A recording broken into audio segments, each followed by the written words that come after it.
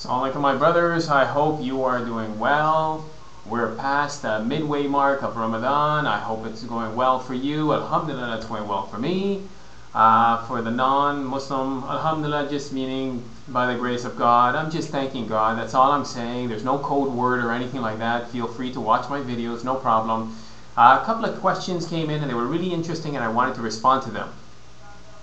First of all, in my last video, I had asked if anyone knew of any halal certified products. So someone wrote back and said Horleys, H-O-R-L-E-Y-S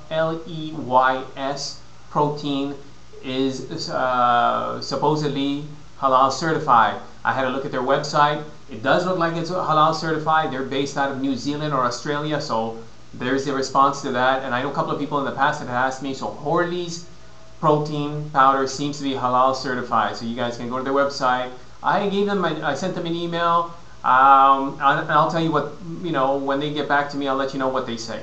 So you guys can go and check out Horleys. It looks like it's halal certified, so if you guys want to be on the safe side, go ahead and order from them.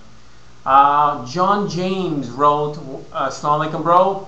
I just wanted to get your opinion on whether bodybuilding is really compatible with the Islamic way of life. I say this because there is a need for a calorie surplus, which in itself is discouraged. We are told not to eat large amounts of meat since it has addictive properties. I don't see anything wrong with the training, but what is bugging me is the fact that we have to be in a calorie surplus. Salam. Excellent question. I really liked it and I thought about that. Bodybuilding itself or the training itself is not against Islam. It's always based on intentions.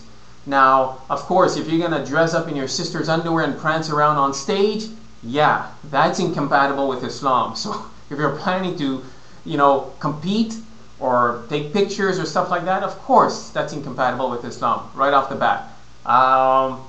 What about the calorie surplus?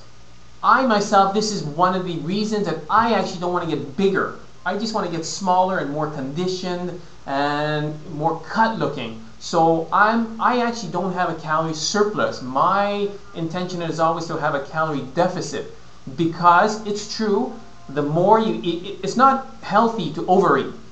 Plain and simple, it's not healthy to overeat. So I'm not an ectomorph. I don't worry about putting on muscle. My concern is always to try to cut up and try to lose muscle, try to lose fat.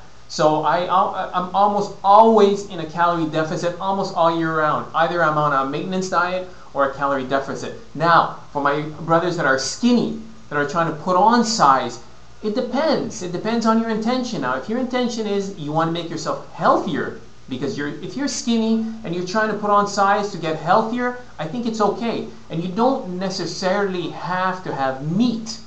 Because yes, there's a hadith saying that you shouldn't eat meat too often.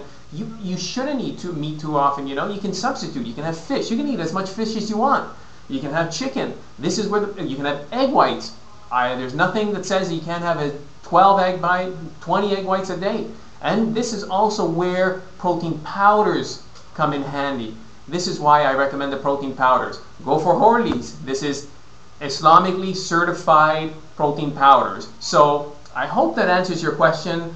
Bodybuilding itself is not against, is not incompatible with Islam. It depends on your intention. And of course, if you're doing it because you want to go to the beach and you want to show off for the chicks, well, yeah, of course, that's incompatible. But if you're doing it for your conditioning, to be in shape, to have more energy, to be more healthy, to fight off the diseases that go along with not being in shape, because the body, don't forget, God made this body lazy.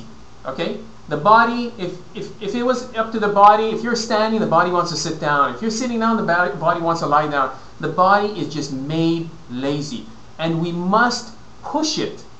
It's an effort. There's an effort. It's an ongoing effort. And it's unforgiving. It's not like you can push 20 years and then all of a sudden then say, okay, fine, I'm just going to sit and now I'm going to take it easy. No. You have to push your whole life. The only time you're going to rest is when you're in the grave. So it's just designed that way.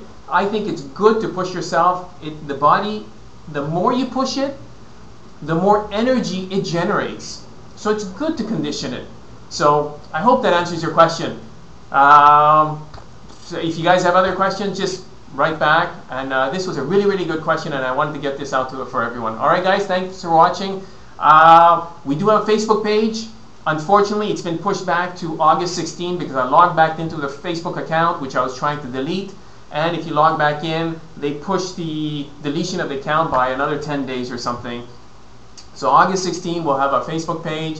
You guys can talk to us via that. And alhamdulillah, it's going well. We doubled our subscribers. We're at 210. Thank you very much, guys. So I think that's it for now. Salam. Thanks for watching.